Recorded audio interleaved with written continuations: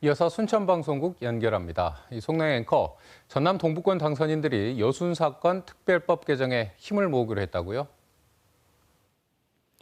5.18 조사위원회 조사 활동이 종료된 채 최근 조사 결과 보고서를 놓고 부실 논란이 끊이지 않고 있습니다. 여수 순천 11구 사건 역시 특별법에 따른 조사 종료를 앞두고 있지만 벌써부터 우려의 목소리가 커지고 있습니다. 이런 가운데 전남 동부권 총선 당선인들이 최우선 과제로 특별법 개정을 다짐했습니다. 보도에 이성각 기자입니다. 2001년에 첫 발의됐지만 20년 만에 우여곡절 끝에 통과된 여수 순천 11구 사건 특별법. 사건 발생 70여 년이 지나서야 정부 차원의 진상규명과 희생자 명예회복의 길이 열렸습니다. 하지만 2년 전 시작된 진상조사는 더디고 희생자 결정 역시 전체 신고의 8%를 밑돌고 있습니다. 게다가 조사 결과를 바탕으로 한 보고서 작성은 오히려 또 다른 역사 왜곡을 가져올 것이라는 걱정이 커지고 있습니다. 이 때문에 지역사회에선 조사기간 연장과 보고서 작성을 맡은 기획단의 해체와 재구성을 요구하고 있습니다. 전남 동부권 총선 당선인들도 심각한 우려를 나타내며 최우선 과제로 특별법 개정을 다짐했습니다. 최소한의 전문성은커녕 편파적인 역사인식을 가진 극우 보수 성향 인물 일색으로 구성하는 만행을 저질렀습니다.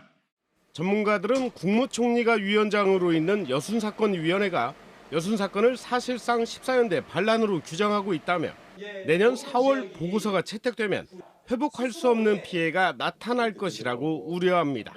지역사회는 빨갱이 반란이라는 그 족쇄에 묶이게 되겠죠. 그런 점에서 이런 보고서가 절대 나와서는 안 된다는 것이 이제 전 지역사회의 요구사항이라고. 특별법상 진상조사 종료 시점은 오는 10월. 22대 국회가 속도감 있게 특별법을 개정하고 76년 이어져 온 유족들의 통안을 풀 수 있을지 주목됩니다. KBS 뉴스 이성각입니다. 순천시가 콘텐츠 정책과 등을 신설하는 대규모 조직 개편을 단행합니다. 순천시는 현재 57개인 과장급 직위를 6개 늘리고 국과 소단위로 재편해 4개국을 늘리는 조직 개편안이 지난주 시의회 임시회를 통과해 7월 1일자로 시행한다고 밝혔습니다.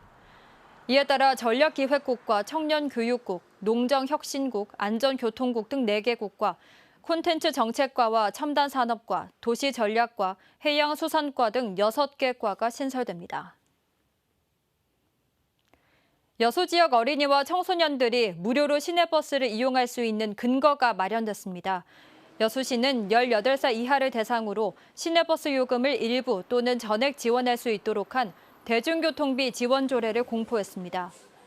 여수시는 2021년부터 어린이와 청소년 버스 요금 100원제를 시행하며 지난해 477만 건에 45억 원의 예산을 지원했는데 완전 무료화할 경우에는 10억 원가량이 더 들 것으로 추산됩니다.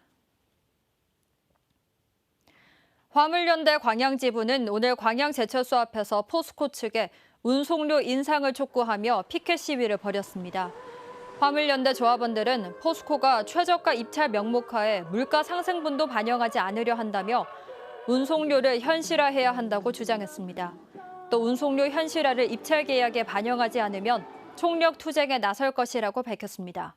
지금까지 순천에서 전해드렸습니다.